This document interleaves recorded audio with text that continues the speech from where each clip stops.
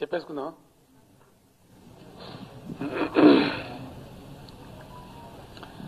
భారతదేశంలోనే ఒక నిజమైనటువంటి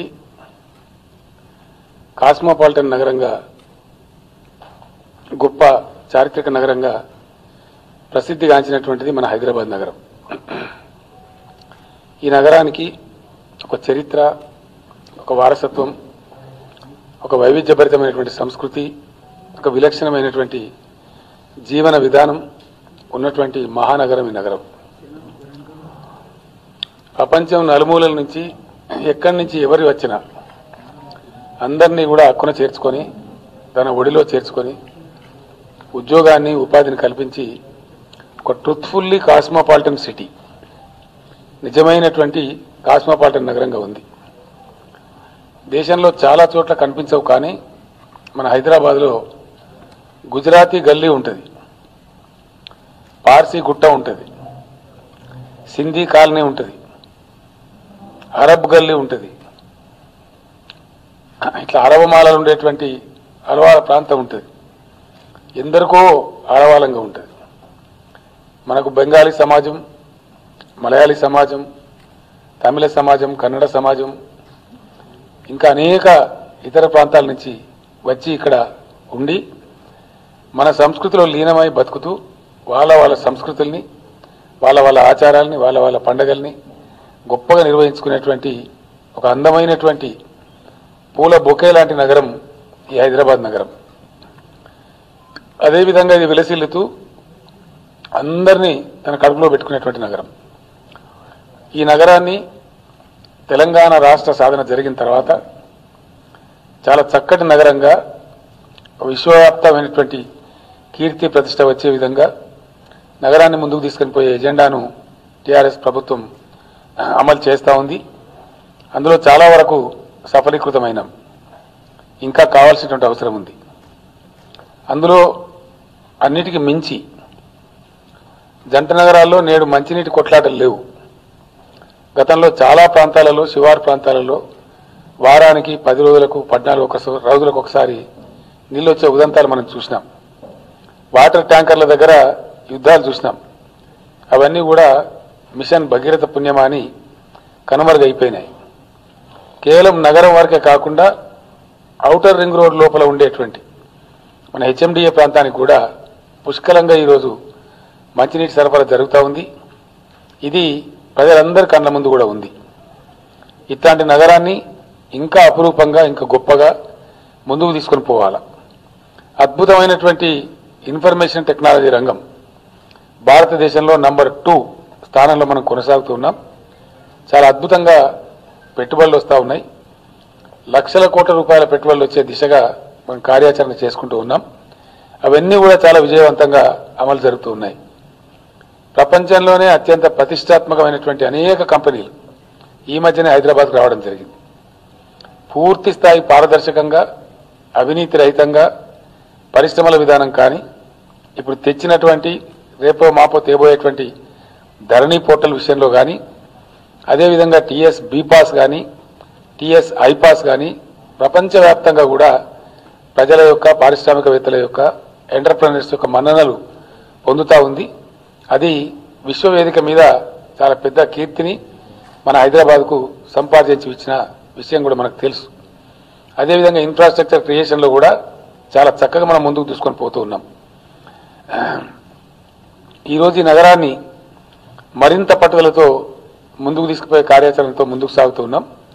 ఇక్కడ ఉన్నటువంటి అనేక ప్రాంతాల నుంచి వచ్చిన ప్రజలు కావచ్చు, విభిన్న సంస్కృతులకు చెందిన ప్రజలు కావచ్చు, పేదలు కావచ్చు, ధనికులు కావచ్చు, అందరినీ కూడా ఒక సమదృష్టితోని, ఒక మంచి విధానంతోని, ఒక సామరస్యపూర్వక వాతావరణంలో నగరాన్ని ఇదే విధంగా ముందుకు తీసుకొని పోవాలని టీఆర్ఎస్ రాష్ట్ర ప్రజలతో పాటు పర్టికులర్లీ జంట నగరాల ఎన్నికలు పురస్కరించుకొని జంట నగరాల భవిష్యత్ భాగ్యం కోసం, భవిష్యత్ అభివృద్ధి కోసం టీఆర్ఎస్ ప్రతిపాదిస్తున్న ఎజెండా తీసుకొని అర్థం చేసుకొని టీఆర్ఎస్తో హైదరాబాద్ అభివృద్ధి ప్రయాణంలో చేయి చేయి కలిసి ముందుకు రావాలని, టీఆర్ఎస్ అభ్యర్థులను పెద్ద ఎత్తున గెలిపించాలని, గతంలో ఇచ్చిన విజయానికంటే ఇంకా ఉన్నతమైన విజయాన్ని చేకూర్చాలని నేను జంట నగరాల ప్రజలకు విజ్ఞప్తి చేస్తూ ఈ ఎన్నికల ప్రణాళికను ప్రకటిస్తున్నాను.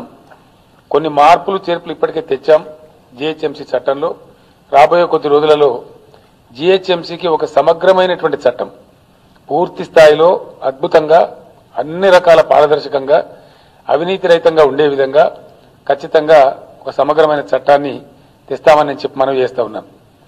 ప్రజలకు హామీ ఇస్తా ఉన్నాం. టీఎస్ బీపాస్ ఏదైతే తెచ్చినామో దాన్ని తూచా తప్పకుండా అమలు చేస్తాం. ఇప్పుడు అందరూ కూడా గమనిస్తూ ఉన్నారు, ధరణి చాలా మందికి చాలా అనుమానాలు ఉండేటివి. టీఆర్ఎస్ తెచ్చినటువంటి అనేక కార్యక్రమాలు యావత్ దేశమే ఆశ్చర్యపోయే విధంగా ఉన్నాయి. మిషన్ భగీరథ ఇనీషియల్గా ఎవరికి నమ్మకం లేదు. 24 hours పవర్ ఇనీషియల్గా ఎవరికి నమ్మకం లేదు. సాగునీటి రంగం ఇనీషియల్గా ఎవరికి నమ్మకం లేదు. కాటి వీటన్నిట్లలో ఇండియా చరిత్రలో ఏ రాష్ట్రం కూడా సాధించినంత వేగంగా, అనితర సాధ్యంగా, అనన్య సామాన్యంగా వీటన్నిటిని నిజాలు చేసి ప్రజల అనుభవంలోకి తెచ్చింది టీఆర్ఎస్ పార్టీ. ప్రధానంగా మాకున్న సంతోషం, రాష్ట్రంలో ఎక్కడ కూడా ఈరోజు మంచినీళ్ళ గురించి వీధి పోరాటాలు లేవు. చాలా అద్భుతంగా తెచ్చినాం. భగీరథ సెటిల్ కావాలని చెప్పి గ్రామీణ ప్రాంతాలలో పంచాయతీల మీద భారం పడకుండా, ప్రజల మీద రూపాయి భారం వేయకుండా గత సంవత్సరన్నర కాలంగా మంచినీరు గ్రామీణ ప్రాంతం అంతా కూడా ఫ్రీగా సప్లై చేస్తూ ఉన్నాం. నాకున్నటువంటి కళ, రాష్ట్ర వ్యాప్తంగా భగీరథ సంపూర్ణంగా సెటిల్ అయిపోయిన తర్వాత, విజయవంతమైన తర్వాత 24 hours వాటర్ సప్లై చేయాలనేటువంటి డ్రీమ్ కేసీఆర్గా నాకుంది. తెలంగాణ రాష్ట్రాన్ని సాధించిన వ్యక్తిగా తెలంగాణ ప్రజలకు ఆ సదుపాయం తేవాలని నాకు సంపూర్ణమైన కోరిక ఉంది. అందులో మొదటి దశలో పేదలు, మధ్యతరగతి వాళ్ళు, బిలో మధ్యతరగతి వాళ్ళు, చిన్న చిన్న ఉద్యోగాలు చేసుకుని బ్రతికే వాళ్ళు లక్షలాదిగా ఉండే ఈ నగరంలో ప్రజల మీద కొంత భారం తీసేయాలని చెప్పి అనుకున్నాం. అందువల్ల ఇది చాలా పెద్ద డెసిషన్ నేను అనౌన్స్ చేస్తా ఉన్నాను. నేను గత 4-5 రోజులుగా సంపూర్ణంగా ఎక్సర్సైజ్ చేసి సాధ్యాసాధ్యాలన్నీ పరిశీలించి ఆర్థిక శాఖ కార్యదర్శితో, ఇతర కార్యదర్శులతో మాట్లాడి ఇది మేజర్ డెసిషన్. ఎందుకంటే మన ఇండియాలో ఇప్పటివరకు ఎక్కడ కూడా లేదు. ఢిల్లీ సిటీ తర్వాత మన హైదరాబాద్ సిటీకే ఈ అవకాశం రాబోతా ఉంది. జంట నగరాల ప్రజలకు నేను అందించబోయే తీపి కబురు, ఖచ్చితంగా వచ్చే డిసెంబర్ నెల నుంచి హైదరాబాద్ నగర ప్రజలు ఇంకా నీటి బిల్లులు చెల్లించే అవసరం లేదు.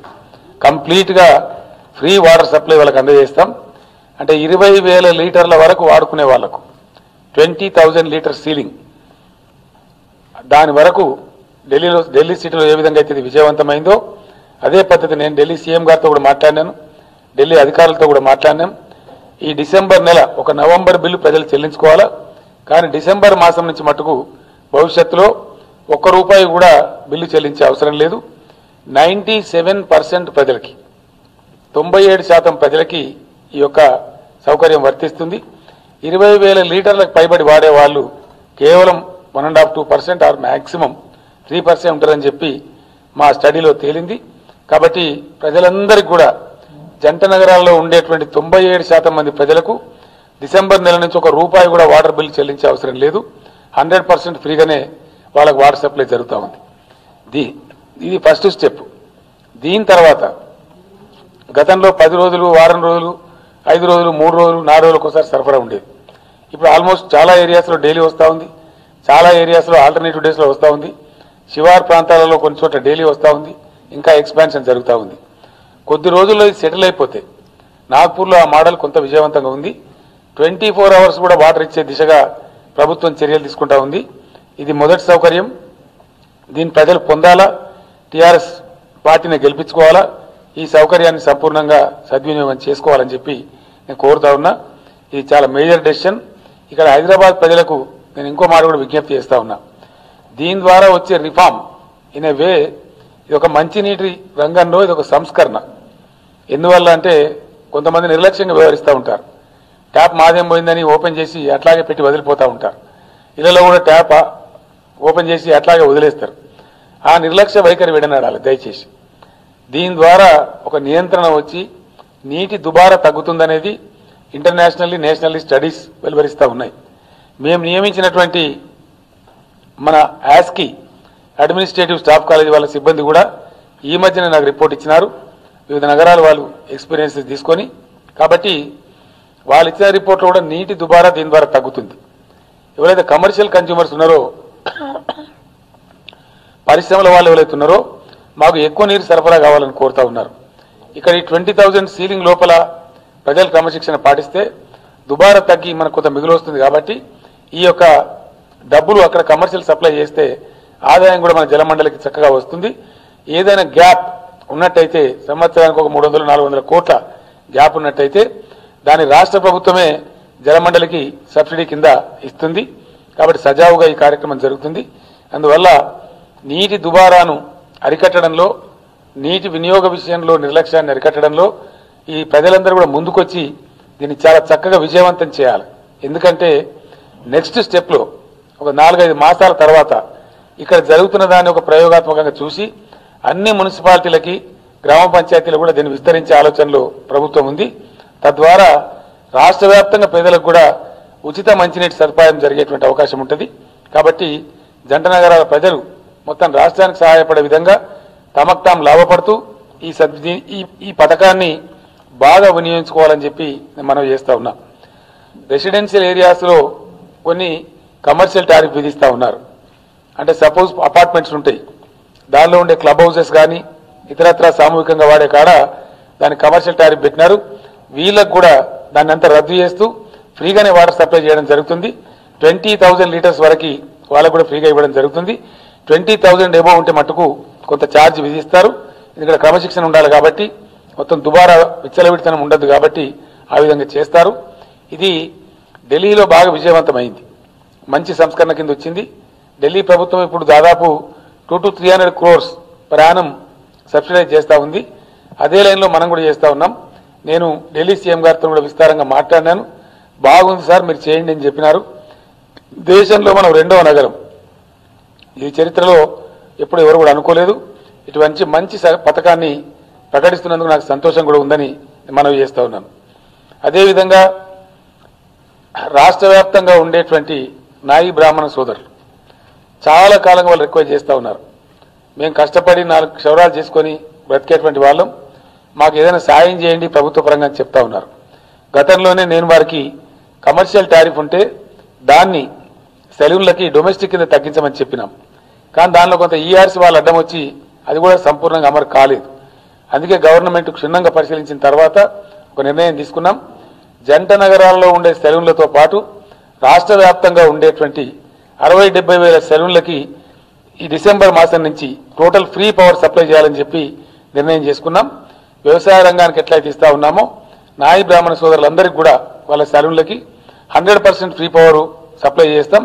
వాళ్ళు కూడా దీన్ని సంస్కరణ కింద తీసుకొని దుబారా చేయకుండా చాలా క్రమశిక్షణతోని ఈ సదుపాయాన్ని వాడుకోవాలని చెప్పి నేను మనవి చేస్తా ఉన్నాను. అదేవిధంగా సమాజంలో ఎంబీసీల కింద ఉన్నటువంటి నాయి బ్రాహ్మణులు, అదేవిధంగా రజక సోదరులు, వీళ్ళు కూడా ముందు నుంచి డిమాండ్ చేస్తూ ఉన్నారు. చాలా ప్రభుత్వాలు కొన్ని ప్రయత్నాలు చేసినా చాలా అరకొరగా వాళ్ళకు సప్లై జరుగుతూ ఉంది. అంచేత వాళ్ళు కూడా కోరుతున్నది ఏంటంటే, మేము కూడా కష్టపడి బట్టలు ఉతికి సమాజానికి సేవ చేసి బ్రతికే వాళ్ళం, మాకు కూడా ఆదుకోండి అని వాళ్ళు చెప్తా ఉన్నారు. కాబట్టి రాష్ట్ర వ్యాప్తంగా జీహెచ్ఎంసీతో పాటు రాష్ట్ర వ్యాప్తంగా ఉండేటువంటి లాండ్రీస్ మరియు ధోబీఘాట్స్కి వాళ్ళు వాడుకునే నీటికి కానీ, ధోబీఘాట్ల వాడుకునే కరెంటు కానీ, వాటన్నిటికి కూడా డిసెంబర్ మాసం నుంచి ఫ్రీ పవర్ సప్లై ప్రభుత్వం చేస్తూ ఉంది 100% సబ్సిడీ మీద. కాబట్టి ఎంబీసీలుగా ఉన్నటువంటి ఇద్దరు, అటు నాయి బ్రాహ్మణులు కావచ్చు, ఇటు ధోబీస్ రజక సోదరులు కావచ్చు, ఇది ఎందుకోసం చేస్తూ ఉన్నామంటే మనకు కొందరికి అర్థం కాని విషయం. నేను చాలాసార్లు చెప్పినాను, సఫాయి కార్మికుల విషయంలో కూడా ఇటీవల కొంత జీతం పెంచినాం, ఇంకా కొంత పెంచాల్సిన అవసరం ఉండే, రాబోయే రోజుల్లో పెంచుతాం డెఫినెట్గా.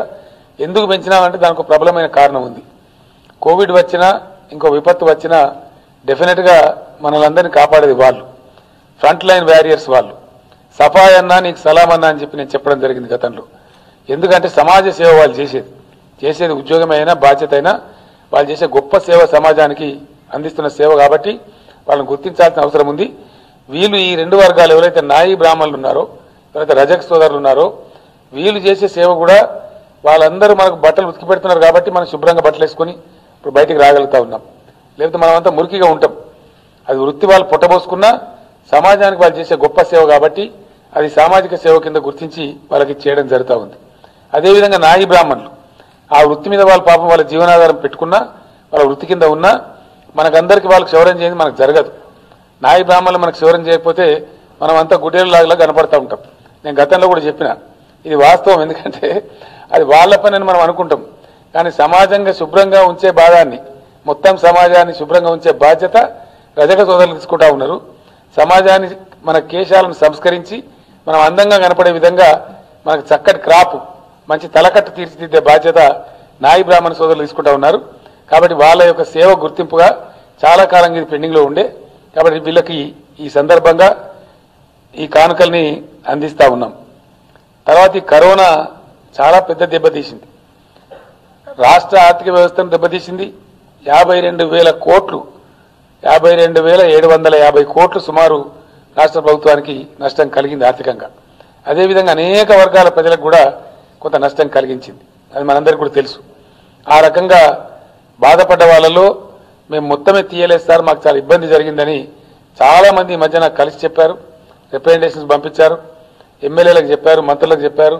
ఈవెన్ అసెంబ్లీ జరుగుతుండగా చాలామంది మా మినిస్టర్స్ కూడా నన్ను డిమాండ్ చేశారు.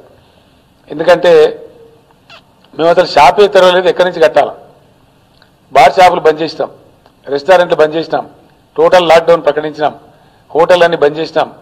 అదేవిధంగా ఆల్ కమర్షియల్స్ అన్నీ కూడా, పరిశ్రమలు కూడా మూసేసినాం, కర్ఫ్యూలో పెట్టినాం, మనుషులు బయటికి రాలేని పరిస్థితి. మేము ఎక్కడి నుంచి కట్టాలని చెప్పినారు. వారందరికీ కూడా మినిమం డిమాండ్ ఛార్జెస్ అనేవి ఉంటాయి, electricity charges. Agriculture, lift irrigation and ఈ రెండు మెయిన్గా మినహాయిస్తే, అండ్ డొమెస్టిక్ కనెక్షన్స్ అంటే గృహ వినియోగం మినహాయిస్తే మిగిలిన ఆల్ కమర్షియల్స్ వీటికైతే ఉన్నాయో వాటికి మినిమం డిమాండ్ ఈ కరెంట్ ఛార్జీలు రద్దు చేయమని చెప్పి అందరూ అడుగుతా ఉన్నారు.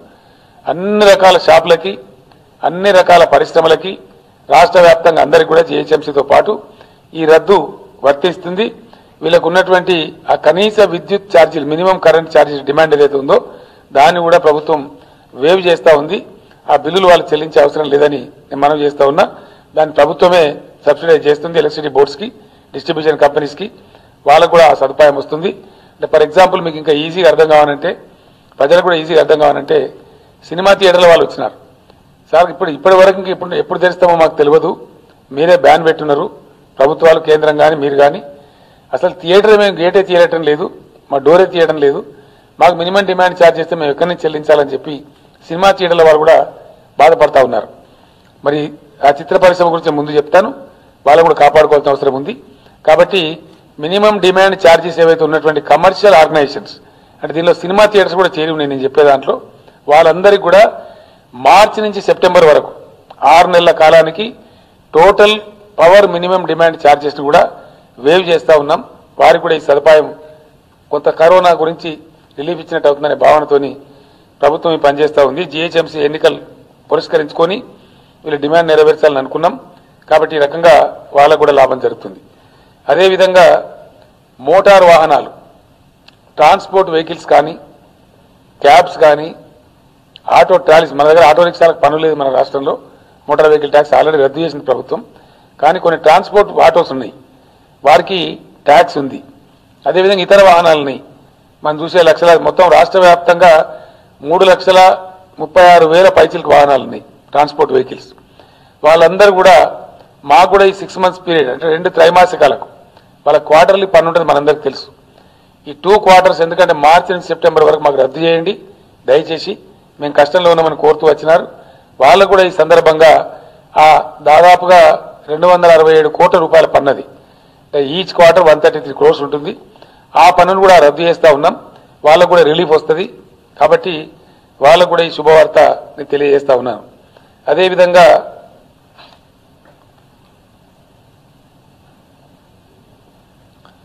సినిమా పరిశ్రమ, ఇది కూడా చాలా దారుణంగా దెబ్బతిన్నటువంటి పెద్ద పరిశ్రమ. పర్టికులర్లీ మన దగ్గర చాలా పెద్ద ఎత్తున ఉంది ఈ పరిశ్రమ. దీన్ని కూడా ఆదుకోవాల్సిన బాధ్యత మన మీద ఉంది. ముంబై, చెన్నై, హైదరాబాద్ ఈ 3 చిత్ర పరిశ్రమకు చాలా పెద్ద ఆయుపట్టుగా ఉన్నటువంటి ప్రాంతాలు. అందులో దాదాపుగా 40,000 మంది కార్మికులు పనిచేస్తూ ఉన్నారు. ఈ 40,000 మందిలో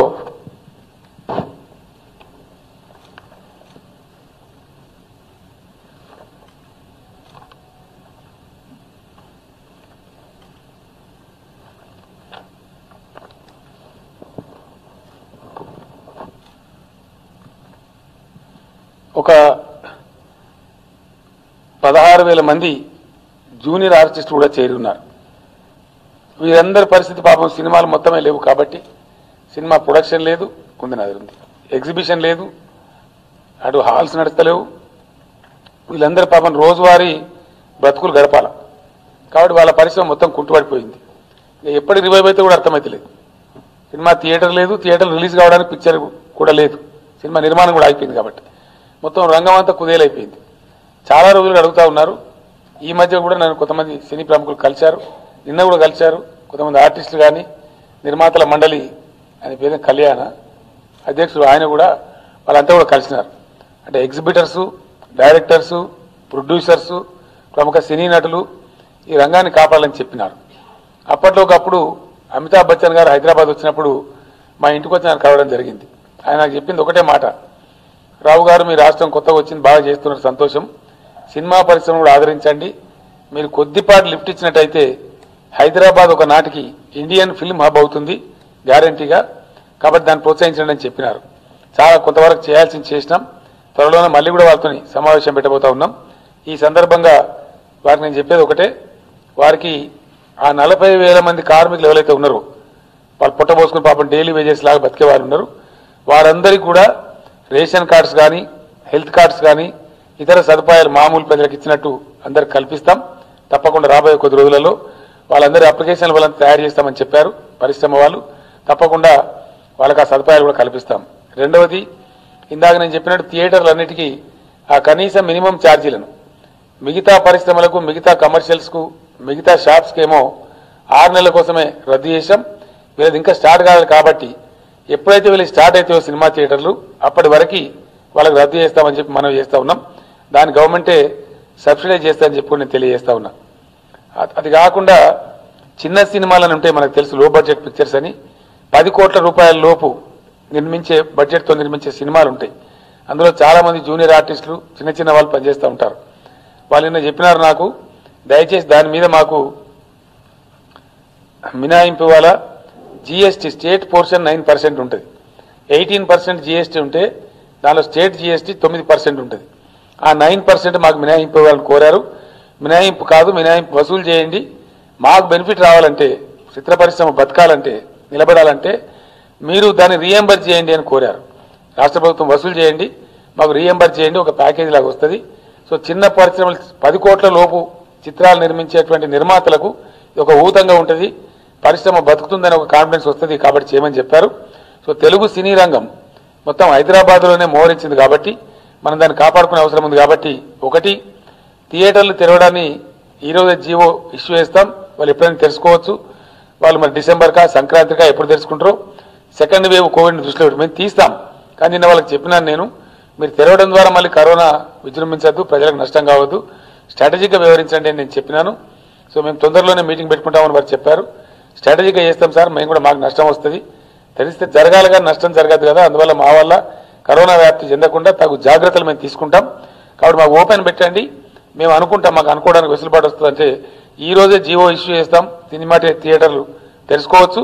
కాకపోతే స్ట్రాటజిక్గా ఒక వ్యూహాత్మకంగా ఎప్పుడు తెలిస్తే కరెక్టు, సెకండ్ వేవ్ ఎట్లా పోతా ఉంది, ఇతర రాష్ట్రాల్లో ఏం జరుగుతూ ఉంది, వేరే చోట ఏం జరుగుతూ ఉంది అనేది గమనించి చేయాలని చెప్పాం. 50%, 25% మళ్ళీ ఆలోచించుకొని వాళ్ళు చెప్తామని చెప్పారు నాకు.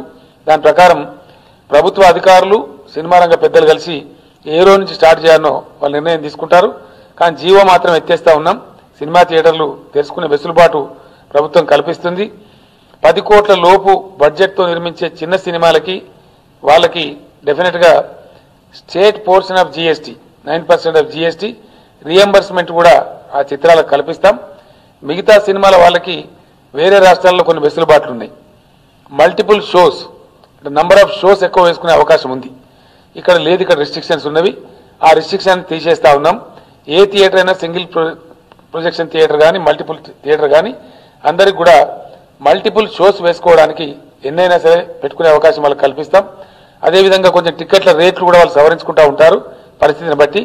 ఆ వెసులుబాటు వేరే చోట్ల ఉంది, ముంబైలో కానీ ఢిల్లీలో కానీ చెన్నైలో కానీ ఉంది, బెంగళూరులో కూడా ఉంది. ఆ వెసులుబాటు ఇక్కడ కూడా కల్పిస్తాం. ఎందుకంటే అందరం కలిసి లక్షలాదిగా కార్మికులు బతికే సినీ పరిశ్రమను బతికించుకునే బాధ్యత మన మీద ఉంది కాబట్టి తప్పకుండా వాళ్ళు కూడా బ్రతకాలి. కాబట్టి కరోనా ద్వారా వాళ్ళు కూడా కుదిలేరు కాబట్టి వాళ్ళకు కూడా ఈ అవకాశం కల్పిస్తామని చెప్పి నేను హామీ ఇస్తా ఉన్నాను. అదేవిధంగా హైదరాబాదులో భారీగా అప్పుడప్పుడు వరదలు సంభవిస్తూ ఉన్నాయి. ఒక హైదరాబాద్ కాదు, దేశంలో ఉన్న ప్రధాన 6 నగరాలు వాటితో పాటు 2 టైర్ సిటీస్ లైక్ అహ్మదాబాద్ కూడా వరదలు వస్తూ ఉన్నాయి. సిటీస్ అండర్ వాటర్ అని బీబీసీ లాంటి సంస్థలు కూడా టెలికాస్ట్ చేస్తూ ఉన్నాయి. Madras 21 days under water, Chennai నగరం. ముంబై 14 డేస్ అండర్ వాటర్, కార్లు కూడా మునిగిపోయిన పరిస్థితి. బెంగళూరు అండర్ వాటర్, అన్ని సిటీలు కూడా. కోల్కతా అండర్ వాటర్ మొన్న హంఫాన్ తుఫాన్ వచ్చినప్పుడు. నిన్నగాక మొన్న హైదరాబాద్లో క్లౌడ్ బర్స్ట్ వస్తే ఇక్కడ కూడా అండర్ వాటర్. ఈ విషయాన్ని దేశ ప్రధానమంత్రి గారికి నేను స్వయంగా లేఖ రాసి చెప్పడం జరిగింది. అప్పుడున్న అర్బన్ డెవలప్మెంట్ మినిస్టర్ గారికి, ప్రధానమంత్రి గారికి కూడా నేను చెప్పినాను. దేశం యొక్క ద ఫేస్ ఆఫ్ ఇండియా ఈ 6 నగరాలు, దేశ రాజధాని ఢిల్లీతో పాటు కోల్కతా, చెన్నై, హైదరాబాద్, బెంగళూరు, ముంబై, ఈ మహానగరాలు దేశానికి ప్రతిబింబాలుగా ఉన్నాయి. ఫారిన్ డిగ్నిటరీస్ ఎవరు వచ్చినా ఇక్కడికే వస్తారు. కాబట్టి వీటిని మున్సిపల్ బాడీస్కి మాత్రం వదిలేయకుండా దయచేసి వీటికి స్పెషల్ కౌన్సిల్స్ పెట్టాలా, ఆయా రాష్ట్రాల ముఖ్యమంత్రులు అధ్యక్షులుగా, ప్లస్ కేంద్ర ప్రభుత్వం ప్రతి నగరానికి ప్రతి సంవత్సరం ఒక 6,000 కోట్ల రూపాయల బడ్జెట్ ఇవ్వండి. మేము కూడా దానికి ప్రతిగా ఒక 6,000 కోట్లు పెడతాం. సంవత్సరానికి ఒక 10-12,000 కోట్లు పెడితే ఈ యొక్క దురాక్రమణలు జరిగి నాలాలు కబ్జాలు పెట్టినాయి కానీ, రెయిన్ వాటర్ డ్రైన్స్ పోకుండా చేసినాయి కానీ అన్ని క్లియర్ చేయడానికి అవకాశం వస్తుందని చెప్పాం. కానీ కేంద్రం దాన్ని పెడచెవున పెట్టింది. వాళ్ళు ఎందుకో ఇప్పటికి కూడా దాని మీద కాన్సన్ట్రేషన్ లేదు, ఇంకా వాళ్ళు చేస్తారనే నమ్మకం కూడా లేదు. కాబట్టి మేమే ఈసారి మేనిఫెస్టోలో పొందుపరుస్తూ ఉన్నాం. ఈ వరద నీటి నిర్వహణకు సంబంధించిన మాస్టర్ ప్లాన్ కూడా హైదరాబాద్ కొంచెం కఠిన నిర్ణయం అయినప్పటికీ డెఫినెట్గా దాన్ని అమలు చేస్తాం. ఈ వరద బాధ నుంచి హైదరాబాద్ను కాపాడుకునే ప్రయత్నం రాబోయే టర్మ్లో కంపల్సరీ చేస్తామని చెప్పి నేను హామీ ఇస్తా ఉన్నాను. అదే దీనిలో పొందుపరిచినాం కూడా మేము.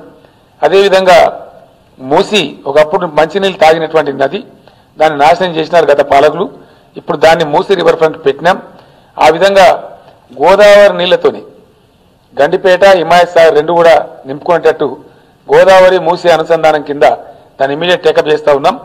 అదేవిధంగా ఎప్పుడు ఆ జలాశయాలు ఫ్రెష్గా ఉంటే మూసీలో కూడా ఫ్రెష్ వాటర్ ఎప్పటికప్పుడు వదిలే ఆస్కారం ఉంటుంది. కాబట్టి మూసీలో పిల్లలు బోటింగ్ చేసి షికారుకు పోయేంత గొప్ప నదిగా దాన్ని తీర్చిదిద్దాలి. ఎందుకంటే ఫ్రాన్స్లో ఉన్న నది కూడా ముందు చెడగొట్టుకున్నారు, తర్వాత బాగు చేసుకున్నారు. లండన్లో థేమ్స్ రివర్ కూడా మూసి కన్నా ఘోరంగా మురికి ఉండేది. వాళ్ళు ఒక రోజు మేల్కొని వాళ్ళు కూడా ఇప్పుడు థేమ్స్ రివర్ను పరిశుభ్రమైన రివర్గా మార్చుకున్నారు. అందుకోసం మూసీ రివర్ ఫ్రంట్ కూడా చేస్తాం. మూసీని గోదావరితో అనుసంధానం చేసి ఒక లైవ్ రివర్ కింద తెస్తామని మనవి చేస్తా ఉన్నాం.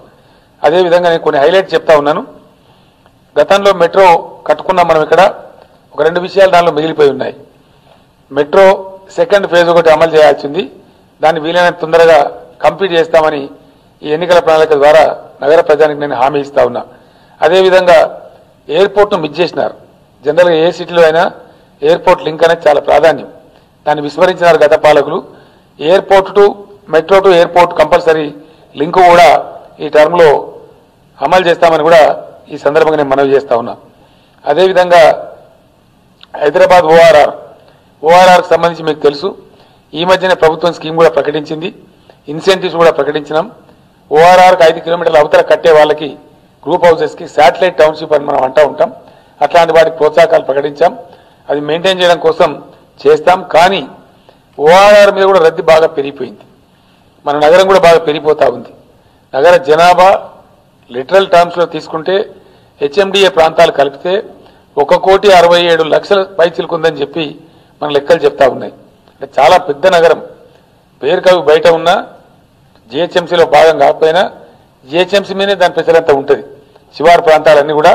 కాబట్టి డెఫినెట్గా కొన్ని కొత్త మున్సిపాలిటీలు చేశాం, కొన్ని శివారు గ్రామ పంచాయతీలను తీసేసి మున్సిపల్ కార్పొరేషన్స్ కూడా ఏర్పాటు చేశాం మొదటి దశలో. రాబోయే రోజుల్లో పార్ట్ ఆఫ్ జిహెచ్ఎంసీ అవుతాయి. కాబట్టి ఆ ట్రాఫిక్ను తట్టుకునే దృష్ట్యా రీజనల్ రింగ్ రోడ్ ఆల్రెడీ ప్రతిపాదించాం. కేంద్రం దీన్ని తీసుకున్నట్టే తీసుకొని ఈపుజూ పారిపోయింది. నితిన్ గడ్కరీ గారు అనౌన్స్ చేసి మరీ పారిపోయినారు.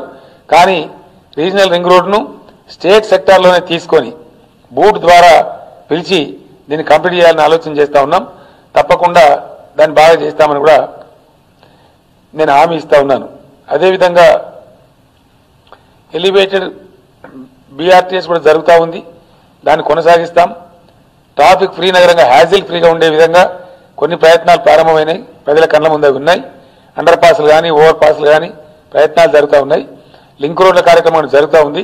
అవన్నీ కూడా చాలా ఎఫెక్టివ్గా కొనసాగిస్తామని కూడా నేను ప్రజలకు హామీ ఇస్తా ఉన్నాను. తర్వాత పొల్యూషన్ కూడా మనం కంట్రోల్ చేసుకోవాల్సిన బాధ్యత మన మీద ఉంది. అవసరమైనటువంటి పొల్యూషన్ ఆ ఎస్టీపీలు కానీ సివరేజ్ ట్రీట్మెంట్ ప్లాంట్స్ కానీ బాగా మురుగునీటిని సమర్థవంతంగా నిర్వహించే చర్యలను తీసుకుంటాం. దాంతోపాటు వెహికల్ ఎమిషన్స్ కూడా చాలా తీవ్రంగా పొల్యూషన్ దోహదం చేస్తాయి. అందువల్ల ఎలక్ట్రిక్ వాహనాలను లక్షలాదిగా నగరంలో ప్రమోట్ చేసే విధంగా వాళ్ళకి ఆల్రెడీ ప్రభుత్వం సబ్సిడీలు ఇచ్చింది. వాటిని కూడా కొనసాగించి చాలా చక్కగా వాటిని ఎలక్ట్రిక్ వాహనాలు పెంచే ప్రయత్నం కూడా నగరంలో బాగా చేస్తామని తెలియజేస్తూ, అదేవిధంగా శాంతి భద్రతలకు మన నగరం ఆడవాళంగా ఉంది, చాలా గొప్పగా ఉంది. గత 7 సంవత్సరాలుగా కర్ఫ్యూలు లేవు, కల్లోలాలు లేవు, కత్తిపోట్లు లేవు, మాఫియా ముఠాలు లేవు, ల్యాండ్ గ్రాబింగ్ గుండాలు లేరు. ఎక్కడికక్కడ చాలా కట్టుదిట్టంగా వ్యవహరిస్తూ ఉన్నాం.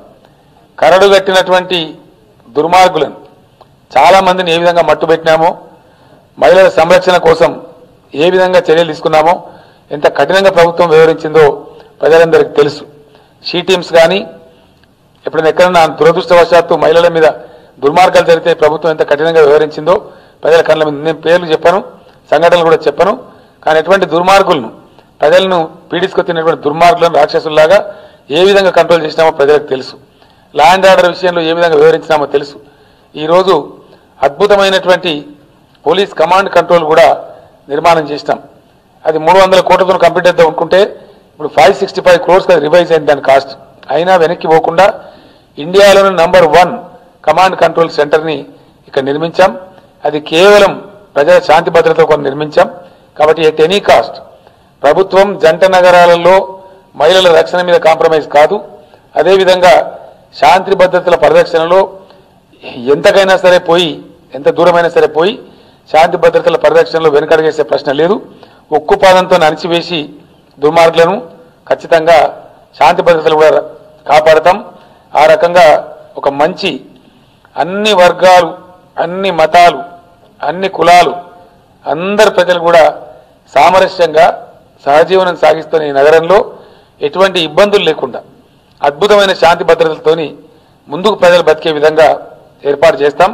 కాబట్టి దయచేసి టీఆర్ఎస్నే పెద్ద ఎత్తున గెలిపించి, ఎందుకంటే నేను ఇంకో మాట కూడా మనవి చేస్తా ఉన్నా, జిహెచ్ఎంసీలో వేరే వాళ్ళు గెలిచి కూడా ఇప్పుడు సాధించేది కూడా ఉండదు. కారణం ఏంటంటే రాష్ట్ర ప్రభుత్వం సహకారం కావాలి. జిహెచ్ఎంసీ అభివృద్ధి కావాలన్నా, జిహెచ్ఎంసీలో అనుకున్న పద్ధతిలో టార్గెట్ సాధించాలన్నా రాష్ట్ర ప్రభుత్వమే చేయగలుగుతుంది. రాష్ట్ర ప్రభుత్వానికి బాధ్యత ఉంటుంది. రాష్ట్ర ప్రభుత్వంతోనే అది సాధ్యమవుతుంది. ఆ విధంగా అన్ని కూడా కొనసాగిస్తాం. కోవిడ్ వల్ల కొంత ఆర్థికంగా దెబ్బతిని కొంత బ్రేక్ పడ్డది. అది మన ఒక్కరికే కాదు, దేశానికి అంతా కూడా దెబ్బతిన్నాం. ఆ విధంగా కొన్ని కార్యక్రమాలు అయిపోవచ్చు. కానీ ఏదైతే బేసిక్ ఇన్ఫ్రాస్ట్రక్చర్, కమ్యూనిటీ హాల్స్ నిర్మాణం కావచ్చు, మార్కెట్ల నిర్మాణం కావచ్చు, టాయిలెట్స్, పబ్లిక్ టాయిలెట్స్ విషయం కావచ్చు, ఎస్ఆర్డిపి రోడ్ల విషయం కావచ్చు, ఒక్కటి మాత్రం నేను గ్యారంటీగా చెప్తా ఉన్నా, ప్రజలు దాన్ని పరిశీలన చేసుకోవచ్చు. హైదరాబాద్ నగరానికి సంబంధించిన ఇనిషియేటివ్స్ గత చరిత్రలో ఎప్పుడు కూడా ఇంత ఇనిషియేటివ్ ఏ ప్రభుత్వం తీసుకోలేదు. ప్రేక్షక పాత్ర వహించినారు. ఈ మధ్యనే జరిగితే ప్రజలను మేము అద్భుతంగా ఆదుకున్నాం. ఇండియన్ హిస్టరీలో ఏ సిటీలో ఇందాక నేను మనవి చేసినాను, వరదలు ఒక్క మన హైదరాబాద్లో రాలే, ముంబైలో వచ్చినాయి, చెన్నైలో వచ్చినాయి, రాజధాని ఢిల్లీలో వచ్చినాయి, అహ్మదాబాద్లో వచ్చినాయి, అంతటా వచ్చినాయి.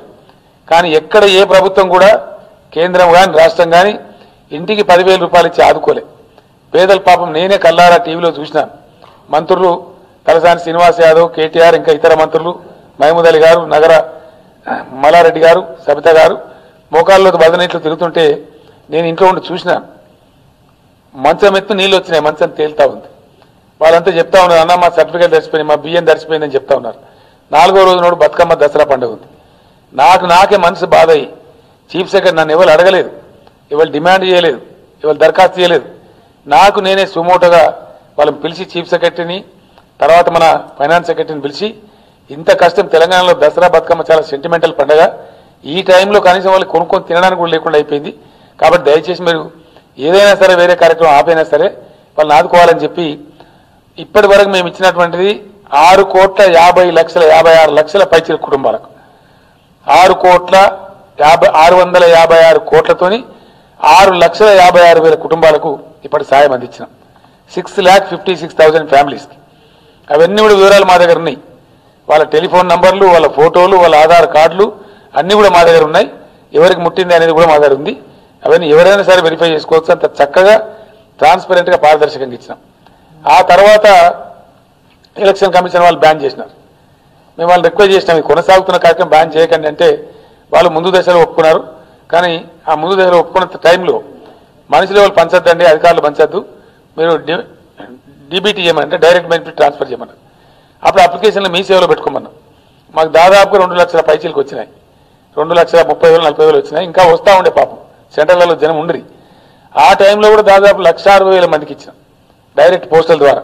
ఆ రికార్డ్స్ కూడా మా దగ్గర ఉన్నాయి, వెరిఫై చేసి ఇచ్చినాం. కానీ అంతలోనే కొంతమంది కంప్లైంట్లు ఇవ్వడం, రకరకాల కారణాలు రావడం, ఆ ఎలక్షన్ కమిషన్ వారు ఒత్తిడి లోనై వాళ్ళు ఇమీడియట్ బ్యాన్ చేయమని చెప్పినారు. ఆపేసినాం. నేను ఒకటే మాట హామీ ఇస్తా ఉన్నా, ఎవరైతే నిరుపేదలు ఉన్నారో, ఎవరైతే అర్హులు ఉన్నారో, ఉంటే మహా అయితే ఇంకో 1,00,000, 2 లక్షల మంది ఉండొచ్చు. ఇంత ఇచ్చిన వాళ్ళం ఇంకో 100-200 కోట్ల ప్రభుత్వం వెనకకు పోదు. ఎన్నికల తర్వాత 100% ఆ నిరుపేదలకు కూడా ఇంకా 200 కోట్లు కానీ 300 కోట్లు కానీ యాజ్ కేసీఆర్ గా చీఫ్ మినిస్టర్ నేను హామీ ఇస్తా ఉన్నా. వాళ్ళందరూ కూడా 10,000 రూపాయలు ఇస్తాం, 100% అందజేస్తాం. అప్పుడు ఎన్నికల బ్యాన్ పోతుంది కాబట్టి బాజాప్తగా ఎమ్మెల్యేలు, కార్పొరేటర్లు, కొత్త మేయర్, కొత్త కార్పొరేటర్ ఆధ్వర్యంలో ఎక్కడికక్కడ ఎమ్మెల్యేస్, మినిస్టర్స్, సిటీ మినిస్టర్స్ అంతా కూడా ఆయా కాలనీలు తిరిగి ఎక్కడెక్కడైతే అర్హులైన వాళ్ళు ఉన్నారో డెఫినెట్గా వాళ్ళ వివరాలు తీసుకొని పారదర్శకంగా, ట్రాన్స్పరెంట్గా వాళ్ళకి అందజేస్తాం. ఆ హామీ కూడా ప్రజలకు ఇస్తా ఉన్నాను. నేను బ్యాన్ వల్ల ఆగిపోయింది కానీ మాకు ఆ ఉద్దేశం లేదు. ఎందుకంటే 650 crores ఇచ్చిన వాళ్ళకి ఇంకో 250 crores, 300 crores పెద్ద ఇష్యూ కాదు. ఇంకో 1,00,000-2 లక్షల కుటుంబాలు ఆదుకోవడం పెద్ద ఇష్యూ కాదు. ఒక మానవతా దృక్పథంతో హ్యూమన్ యాంగిల్లో చేసినటువంటి పని కాబట్టి దాన్ని వినియోగం చేయాలా.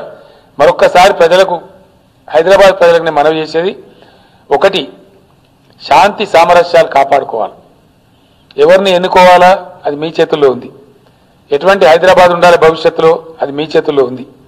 ఇప్పటిదాకా ఉన్నటువంటి హైదరాబాదే ఉండన్నా, ప్రశాంతంగా చక్కగా అందరూ సామరస్యంగా బతికే హైదరాబాద్ కావన్నా, లేకపోతే ఏం కావాలో ఆలోచించండి.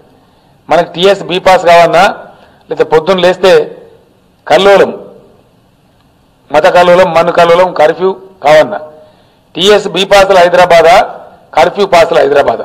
Come on take a call. జంట నగరాలలో మేధావులు ఉన్నారు, విద్యార్థులు ఉన్నారు, ఐటీ ప్రొఫెషనల్స్ ఉన్నారు, ఇంటలెక్చువల్స్ ఉన్నారు. నేను మీ అందరికి అప్పీల్ చేస్తా ఉన్నా, ఈరోజు చాలా happening city Hyderabad. Our Hyderabad is definitely a happening city. ఇది బాగా జరుగుతున్న సిటీ. ఆఫీస్ స్పేస్ విషయంలో కానీ, రియల్ ఎస్టేట్ విషయంలో కానీ డెఫినెట్గా ఆఫీస్ స్పేస్ అద్భుతమైనటువంటి ప్రథమ భాగంలో ఉంది. అందరికంటే ముందున్నాం, అభివృద్ధిలో ముందున్నాం. ఏ సిటీకి లేనటువంటి వైవిధ్యమైనటువంటి జీవితంతో ఉన్నాం. మరి ఈ సిటీని మనం ఏదో పిచ్చి పిచ్చి మాటలు విని టెంప్ట్ అయి చెడగొట్టుకుందామా, లేదు గొప్ప నగరంగా తీసుకొని ముందుకు పోదామా ఆలోచించమని చెప్పి నేను కోరుతా ఉన్నాం. నేను ఇంకొక మాట స్పష్టంగా చెప్తా ఉన్నా, ఎవరు అవునన్నా కాదన్నా మన నగరం ఒక సెక్యులర్ నగరం, వైవిధ్యానికి ప్రతిబింబం, అందరు బతికే నగరం, అందరికి ఆశ్రయం ఇచ్చే నగరం. ఇక్కడ లేని వాళ్ళే లేరు. మనకి జగన్నాథ్ టెంపుల్ కనపడతా ఉంటుంది పక్కనే, ఈ పక్కనే ఉంది భవన్ పక్కనే జగన్నాథ్ టెంపుల్, కళింగ భవన్ కనపడతా ఉంటుంది. బెంగాలీ వాళ్ళు దసరా ఉత్సవాలు చేస్తూ ఉంటారు, మలయాళీ వాళ్ళు ఓణం ఉత్సవాలు చేస్తూ ఉంటారు, అట్లా అనేక మంది చేస్తూ ఉంటారు. అదేవిధంగా it is a melting pot. Hyderabad is a melting pot. It's a happening city. నిన్నగాక మొన్న 5-6 రోజుల క్రితం నాకు అంటే గత టర్మ్లో మలయాళీ మన కేరళ సీఎం గారు నాకు రిక్వెస్ట్ చేసినారు, మా మలయాళీ సమాజం వాళ్ళు అశోక్ బిల్డింగ్ కట్టుకుంటారు, దయచేసి జాగా ఇవ్వమని చెప్పినారు. ప్రెస్టీజియస్ ప్లేస్ బంజారా హిల్స్లో వాళ్ళకి అద్భుతమైన జాగా ఇచ్చినాం, వాళ్ళు కట్టుకుంటా ఉన్నారు. అందరికి ఇక్కడ ఉంది. ఈ మధ్య నాకు బీహార్ వాళ్ళందరూ కూడా వచ్చి నాకు కలిసినారు, బీహార్ సమాజం వాళ్ళు. మాకు దయచేసి సార్ మా సమాజానికి మేము కట్టుకుంటాం, మా కల్చర్ని కాపాడుకోవాలి, ఇక్కడ మేము పర్మనెంట్గా సెటిల్ అయి ఉన్నాం అడిగితే వాళ్ళు కూడా జాగా ఇస్తామని నేను హామీ ఇచ్చినాను. ఇంకా ఇతర రాష్ట్రాల వాళ్ళు ఎవరైనా సరే ఉంటే వాళ్ళు కూడా వాళ్ళ సంస్కృతిని వాళ్ళ వైవిధ్యాన్ని కాపాడుకోవడానికి వాళ్ళు అడిగితే వాళ్ళకు కూడా తప్పకుండా స్థలాలు కేటాయిస్తాం. ఎందుకంటే ఒక సామరస్యపూర్వక ట్రుత్ఫుల్ కాస్మోపాలిటన్ సిటీగా, ఒక ట్రుత్ఫుల్లీ సెక్యులర్ సిటీగా ఈ సిటీని మనం కాపాడుకోవాలి. ఏదో అలవోకగా ఓటేస్తే, ఆశామాషిగా ఓటేస్తే మన ఏళ్ళతో మనకన్నే పొడుచుకున్నట్టు అవుతుంది. రాష్ట్ర ముఖ్యమంత్రిగా, తెలంగాణ సాధించిన వ్యక్తిగా, తెలంగాణ భవిష్యత్తు మీద ఆసక్తి అనురక్తి ఉన్నటువంటి వ్యక్తిగా నేను ఈ మాట నగర ప్రజలకు చెప్తా ఉన్నా. దయచేసి ఒక మాట అర్థం చేసుకోవాలి. ప్రజలుగా మనమే ఉన్నాం, హైదరాబాద్లోకి ఇల్లు కట్టుకోవాలి. ఎక్కడ కట్టుకుంటామండి? శాంతి సామరస్యం ఒక మంచి బస్తీలో కట్టుకుంటాం. పొద్దున్న లేస్తే అక్కడ తన్నుకుంటారట, కత్తులు పట్టి పొడుచుకుంటారట, ఆడికి ఎవడన్నా పోతాడా? ఎవడు పోడు.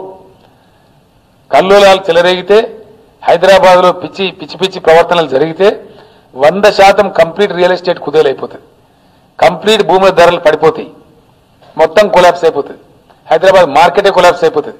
కాబట్టి హైదరాబాద్లో ఉండే వర్తక వ్యాపార వాణిజ్యవేత్తలు, హైదరాబాద్లో ఉండే రియల్ ఎస్టేట్ బిల్డర్స్, హైదరాబాద్లో ఉండే శాంతి కాముక ప్రియులు, హైదరాబాద్లో ఉండే సామాజిక సేవ దృక్పథం ఉన్నటువంటి వాళ్ళు, కవులు, కళాకారులు, మేధావులు, దయచేసి హైదరాబాద్లో ఈరోజు చెలరేగుతున్నటువంటి ప్రచారాలు మనం చూస్తూ ఉన్నాం.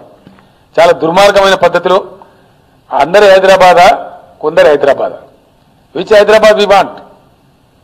శాంతి సామరస్యాలతో ఒక అద్భుతమైనటువంటి విలసిల్లే ఉపాధి ఉద్యోగం దొరికే పెట్టుబడులు వచ్చి పరిశ్రమలు స్థాపించబడేటువంటి హైదరాబాదా, లేదు ఒక కంజెస్టెడ్ థింకింగ్ తోని కొందరు హైదరాబాద్ మాత్రమే ఉండి కల్లోలాలు, కర్ఫ్యూలు, పొద్దున్న లేస్తే కర్ఫ్యూ పాసులు, పిల్లలు బయటకు పోతే వస్తారో లేదో, నా భర్త బయటకు పోతే వాపసు వస్తారో లేదో అనే ఒక అనిశ్చితి, ఒక దుర్మార్గమైనటువంటి పరిస్థితి ఉండే హైదరాబాద్ కావన్నా. మరి టీఆర్ఎస్ గవర్నమెంట్ లాస్ట్ 7 yearsలో ఎటువంటి కార్యక్రమం, ఎటువంటి శాంతి సౌభాగ్యాలు కాపాడిందో, ఎటువంటి సామరస్యపూర్వక వాతావరణాన్ని కాపాడిందో అందరికీ తెలుసు. కాబట్టి నేను ఒకటే మాట చెప్తా ఉన్నా, చాలా పెద్ద పెద్ద మాటలు చాలా మంది మాట్లాడతారు, కానీ బోనాల పండగ గుడులకు సున్నమేమని రంగులేమని ఏ ప్రభుత్వం ఏ ముఖ్యమంత్రి ఇవ్వరా. I'm the first chief minister in the history of Andhra Pradesh.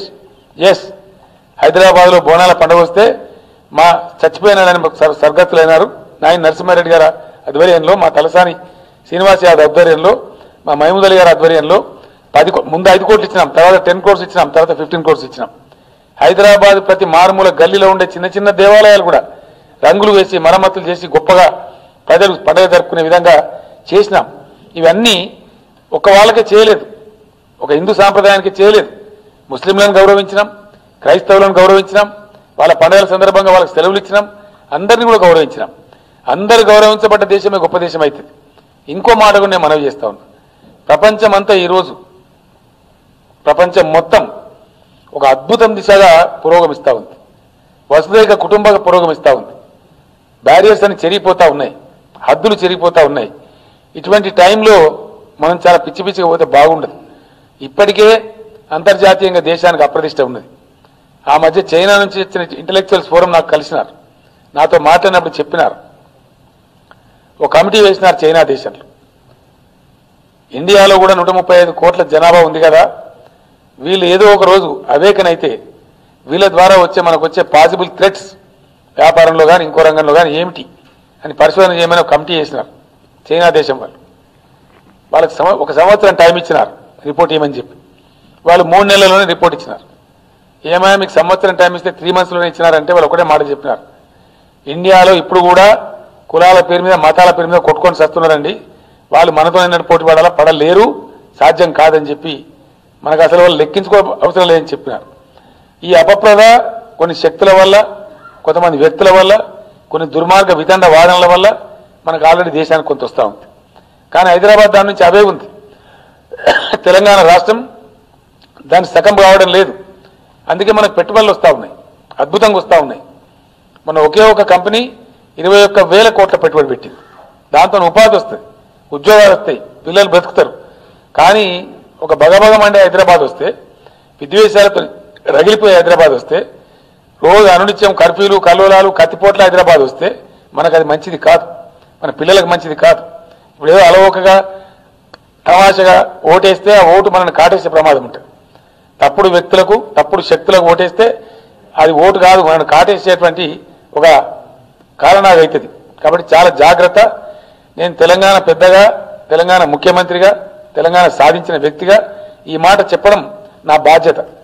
యాక్చువల్గా మేనిఫెస్టో గతంలో నేను రిలీజ్ చేయలేదు, కానీ ఇది జరుగుతున్న తతంగం చూసి నేనే చెప్పాలా, డెఫినెట్గా ప్రజలకి నా బాధ్యత, చెప్పాల్సిన ధర్మం నా మీద ఉందని నేను చెప్తా ఉన్నాను. మనకు ఒకటే మాట నేను అడుగుతానే, మొన్న మా పార్టీ సమావేశాన్ని కూడా చెప్పినాను, మీరు అడగండి హైదరాబాద్ ఇంటలెక్చువల్స్ని, హైదరాబాద్ ప్రజల్ని, ఏ హైదరాబాద్ను తెలంగాణ కోరుకుంటా ఉంది, ఈ హైదరాబాద్ సమాజం ఏ రకమైన హైదరాబాద్ను కోరుకుంటా ఉంది. అద్భుతంగా ముందు పోయి ప్రగతి ఉండి హైదరాబాద్ కావాలన్నా, రోజు అగ్గిమండే హైదరాబాద్ కావాలన్నా, ఏ హైదరాబాద్ కావాలి, ఇది కామన్ టేకే కావాలని చెప్పి నేను చెప్పడం జరిగింది. అదేవిధంగా కొన్ని ప్రైవేట్ స్కూల్స్ వాళ్ళు కూడా వాటర్ కనెక్షన్ కావాలని అడుగుతా ఉన్నారు. మాకు ఇవ్వండి, మాకున్న వాటిని మాఫీ చేయమని అడుగుతా ఉన్నారు. ఆటోమేటిక్ వచ్చేస్తుంది. ప్రైవేట్ స్కూల్ కానీ తర్వాత కొన్ని చిన్న చిన్న చారిటబుల్ ట్రస్ట్ వాటి కూడా ఉన్నాయి. అది నెక్స్ట్ నేను ఇప్పుడు చెప్పను, తప్పకుండా ఐ కెనాట్ ప్రామిస్. నేను స్టడీ చేయలేదు. వాటర్ వరకు డెఫినెట్లీ మేము డిసిషన్ తీసుకున్నాం కాన్షియస్లీ, దాని వరకు చేస్తాం 100%. వాళ్ళు ఏవైతే ప్రైవేట్ స్కూల్స్, చిన్న చిన్న చారిటీ స్కూల్స్, మామూలు కొన్ని బస్తీలలో ఉండేటువంటి చిన్న చిన్న పేదలు చెప్పుకునే స్కూల్స్ ఏవైతున్నాయో డ్రింకింగ్ వాటర్ సప్లైకి అన్ని మాఫీ అయితే ఆటోమేటిక్గా, వాడికి ఇబ్బంది లేదు. ప్రైవేట్ స్కూళ్ళ బస్సులకు కూడా ఈ ట్యాక్స్ వర్తిస్తుంది. ట్యాక్స్ మాఫీ అనేది ఏది మార్చి నుంచి సెప్టెంబర్ వరకు 2 టర్మ్స్కి 2 త్రైమాసికాలకు సంబంధించినటువంటి ఆ ట్యాక్స్ రద్దు అనేది అన్ని వాహనాలు, రాష్ట్రంలో ఉండేటువంటి 3,66,000 వాహనాలకు వర్తిస్తే వాళ్ళకు కూడా వర్తిస్తుంది. They will be saved. స్కూళ్లకు ఉన్నటువంటి వాటర్ ట్యాప్ కనెక్షన్లకు కూడా వాళ్ళు తక్కువనే వాడతారు కాబట్టి, అదంతా పేద పిల్లలదే కాబట్టి, చారిటీ స్కూల్స్ కాబట్టి వాళ్ళకు కూడా వర్తిస్తుంది. ఇంకా ఉన్నట్టు మీరు నాకు చెప్పండి, జీవో ఇష్యూ చేసేటప్పుడు అది కూడా ఇష్యూ చేద్దాం.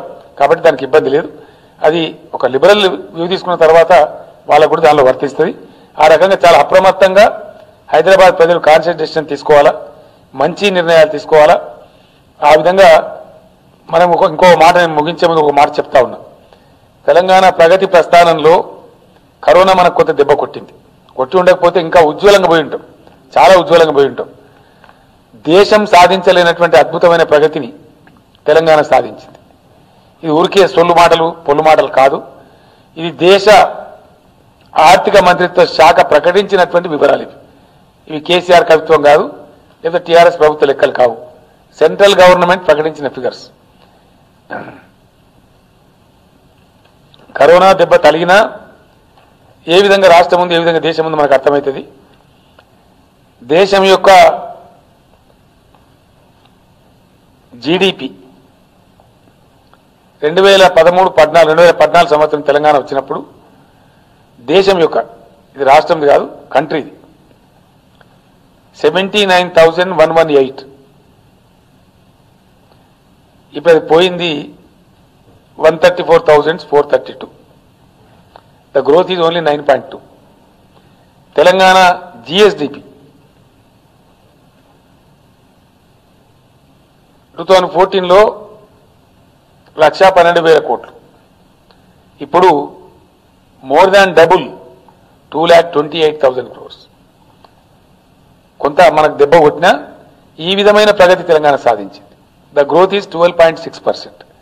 ఇది ఇండియాలో ఏ రాష్ట్రానికి కూడా లేదు. ఈరోజు పేరు గొప్ప ఊరు దిబ్బ అన్నట్టు మనకన్నా చాలా పెద్ద రాష్ట్రాలున్నాయి. మనం ఈరోజు భారతదేశంలో 5వ స్థానంలో ఉన్నాం. ఒకప్పుడు 13వ ప్లేస్లో ఉన్నాం. 2014లో అవర్ ప్లేస్ వాజ్ 13. టుడే ఇవన్నీ అఫిషియల్ రికార్డ్స్, నా రికార్డ్స్ కావు ఇవి. ఈ గవర్నమెంట్ ఆఫ్ ఇండియా ప్రకటించిన షీటే ఇది. గుజరాత్ 8వ స్థానం, మహారాష్ట్ర 10వ స్థానం, బీహార్ 29వ స్థానం, రాజస్థాన్ 18వ స్థానం, మధ్యప్రదేశ్ 23వ స్థానం, వెస్ట్ బెంగాల్ 19వ స్థానం, ఆంధ్రప్రదేశ్ ఎక్కడి నుంచి మనం విడిపోయినామో వాళ్ళు 13వ స్థానం. కానీ మనం తెలంగాణ 5వ స్థానం. పెద్ద రాష్ట్రాల్లో మనకన్నా ఒకే ఒక రాష్ట్రం కొంచెం ముందుంది, దట్ ఇస్ కర్ణాటక. మిగిలిన చిన్న చితక రాష్ట్రాలని ఢిల్లీ, గోవా ఇట్లాంటి టిపికల్ స్టేట్స్ ఉన్నాయి. పెద్ద జనాభా ఉన్న రాష్ట్రాలలో మనకన్నా ముందు ఒకటే ఒక రాష్ట్రం, అది కూడా 2,30,000. మనం 28,000 కోర్స్ ఉన్నాం, వాళ్ళు 30,000 కోర్స్ ఉన్నాం. స్వల్ప తేడాతో. అంటే ఆల్మోస్ట్ నంబర్ 1, 2 ప్లేస్లో దేశానికి మనం ఎదిగినాం.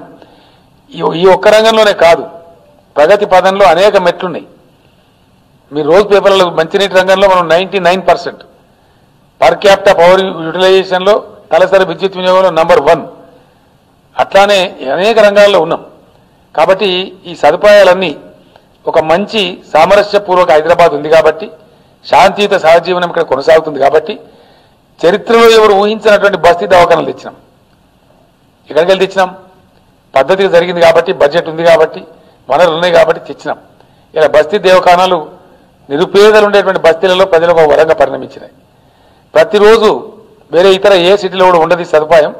50,000 మంది పేదలకు అన్నం పెడతా ఉన్నాం నిరంతరంగా, ఎవ్రీ డే, ప్రతిదినం. అంతకుముందు చరిత్ర కూడా ఎవరు ఊహించలేదు ఇంతమంది సదుపాయం వస్తుంది. మొన్న కరోనా వస్తే నేనే చెప్పి మున్సిపల్ మంత్రికి, మున్సిపల్ శాఖ వాళ్ళకి చెప్పి, మీకు అవసరం వస్తే నేను స్టేట్ నుంచి డబ్బులు ఇస్తానని చెప్పి దాన్ని 1,50,000కి తీసుకెళ్ళినాం. 1.5 lakh వరకు కూడా పెట్టినాం. 5 రూపాయలు కూడా బంద్ చేసి ఫ్రీగా ఇచ్చినాం. అది 2 పూట్ల అన్నం పెట్టినాం. కరోనా ఉంది కాబట్టి ఇంత మంచి సోషల్ కన్సర్న్ తోని ప్రభుత్వం పనిచేస్తూ ఉంది. నగరాన్ని కాపాడుకుని ముందుకు పోయింది. కాబట్టి ఈ సామరస్యాన్ని, ఈ శాంతిపూర్వక వాతావరణాన్ని దెబ్బతీసుకోకుండా ఉండాలి. ఈ మత శక్తులకు, విచ్ఛిన్నకర శక్తులకు తావివ్వకుండా సేమ్ హైదరాబాద్ను కాపాడుకుంటూ మనం ముందుకు పోవాలి. ఇంకొక మాట ఫైనల్గా నేను మనవి చేస్తా ఉన్నా. మాటలు చెప్పేవాళ్ళు చాలా పెద్ద పెద్ద మాటలు చెప్తారు, కానీ చేతల కాడికి వస్తే అంత శూన్యంగానే ఉన్నది. ఇలా దేశాన్ని పరిపాలించే పార్టీ అట్టర్ ఫ్లాప్ అయింది. ఇది చెప్పడం నా బాధ్యత ప్రజలకి. అంతకుముందు కాంగ్రెస్ పార్టీ అట్టర్ ఫ్లాప్. అన్ని సంవత్సరాలు పరిపాలిస్తే నేను చాలాసార్లు చెప్తా ఉన్న మాట, ఇప్పుడు చెప్పడం కూడా నా కర్తవ్యం కాబట్టి చెప్తా ఉన్నా. దేశాన్ని పరిపాలించిన 2 పార్టీలు, సోకాల్డ్ జాతీయ పార్టీలు అని చెప్పుకునే పార్టీలు, రెండిటికి 2 కూడా కంప్లీట్లీ ఫ్లాప్ అయిపోయినాయి. ఈ దేశానికి ఒక దిశ, దశ, ఒక మార్గదర్శనం చేయడంలో వాళ్ళకి అసలు అవగాహన కలగలేదు. ఎస్, నేను కూడా 50 సంవత్సరాలుగా రాజకీయాల్లో ఉన్నా, పదవులలో ఉండో లేకనో నేను అనుభవంతో చెప్తా ఉన్నా, ఈ దేశంలో ఏదో కొత్త ప్రయోగం రావాల్సిన అవసరం ఉంది. 100%. వీళ్ళిద్దరు ఫ్లాప్ అయిపోయినారు. కాకపోతే కథలు చెప్తారు, స్టోరీ చెప్పి నడుపుతారు. ఇవాళ రియాలిటీ ఏందండి? 24% జీడిపి క్రాష్ అయిపోయింది. బట్టి డొంబాచారాలు మొత్తమే చెప్పచ్చు, కట్టుకథలు, పిటకథలు చెప్పచ్చు. కంప్లీట్గా నాశనం అయిపోయింది. దేశంలో సంపద సృష్టించే తెలివితేటలు ఈ 2 పార్టీలకు కూడా లేవు. నేను వ్యక్తులను అనడం లేదు, ఏ ఒక పర్సన్ నేను అనడం లేదు. I don't want to criticise a person. 2 పార్టీల పాలసీలు అట్టర్ ఫ్లాప్ అయిపోయినాయి. Utter flop. వీళ్ళ ద్వారా ఏమీ జరగదు ఈ దేశానికి. నేను గ్యారంటీగా చెప్తా ఉన్నా, 100కు 100%. డిజిన్వెస్ట్మెంట్ అనే ముసుగులో బడ్జెట్ సమకూరుస్తూ ఉన్నారు. సిగ్గుపడాలి. దేశంలో సంపద సృష్టించే ప్రభుత్వం రావాలి, ఆ సంపదను పేదలకు పంచే ప్రభుత్వం రావాలి. Yes, that is what we did. తెలంగాణలో 1,12,000 కోట్లు ఉంటే దాన్ని 2,28,000 కోట్లు తీసుకొని పోయినా. That is something like creating wealth. దాన్ని పేదలకు పంచుతా ఉన్నాం అనేక రూపాలలో. ఏ రాష్ట్రంలో లేని విధంగా ఇలా 2016 రూపాయలు పెన్షన్ ఇస్తా ఉన్నాం. ఆషామాషి కాదు, అంత ఈజీ కాదు. 200 పెన్షన్ 2016 తీసుకెళ్ళినాం. తమాషా కాదు. సంపద లేకపోతే ఎక్కడి నుంచి ఇవ్వగలుగుతాం? ఇవ్వలేం. మేము ఎన్నికల వాగ్దానం చెప్పి తప్పించుకోలేదు, గూఢకంగా తప్పించుకోలేదు. కాబట్టి సంపద పెంచేటువంటి విధానంలో రెండు పార్టీలు కూడా ఫెయిల్ అయిపోయినాయి. సంపద పెంచలేదు. అదే మన పక్కనున్న చైనా అద్భుతంగా పెరిగిపోయింది. మనకన్నా ఘోరంగా ఉన్న చైనా పెరిగిపోయింది. అంటే ఈ దేశంలో ఒక ప్రబలమైనటువంటి మార్పు రావాల్సిన అక్కర ఉంది. ఖచ్చితంగా దేశం కొత్త మార్గం, కొత్త పందా పట్టాల్సిన అవసరం ఉంది. Yes, there is a definite need in this country. నేను మొన్ననే చెప్పినాను, శాసనసభలో కూడా చెప్పినాను. ఈ చిల్లర పంచాయతీలు కిరికిరిలు పెట్టి తాత్కాలిక భావోద్వేగాలు రెచ్చగొట్టి రాజకీయ పబ్బాలు కడుపుకోవడం కాదు. We have to give a direction to the nation. దేశం ఒక కొత్త పందాలో, కొత్త మార్గంలో, కొత్త పద్ధతిని ఆవిష్కరించాల్సిన అవసరం ఉంది. ఆ ఆవిష్కర్తగా బహుశా నేనే ఎదుగుతా కావచ్చు. నాకు ఆలోచన ఉంది. చాలా మందితో నేను మాట్లాడినాను. త్వరలోనే మీరు చూడబోతారు. ఎందుకంటే చాలా బాధ కలుగుతా ఉంది. ఎల్ఐసి లాంటి సంస్థలు నమ్మేటువంటి అవసరం ఏమొచ్చింది దేశానికి? ఆలోచించాలా. అద్భుతమైనటువంటి నవరత్నాలు నమ్మే అవసరం ఏమొచ్చింది? ఇలా ఏం చెప్తారు దేశాన్ని పరిపాలించే పాలకులు? నేను సూటిగా అడుగుతా ఉన్నా. Why you people are selling away LIC? Where is the need? దేశంలో 4వ స్థానంలో, ప్రపంచంలో 4వ స్థానంలో రైల్వేని ఎందుకు అమ్ముతా ఉన్నారు? ఏ కారణం చేత అమ్ముతా ఉన్నారు? ఏం సమాధానం చెప్తారు ప్రజలకు?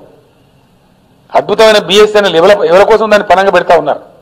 ఎందుకోసం ఎంత పని చేస్తూ ఉన్నారు? ఎవరి ప్రయోజనాలు ఆశించి?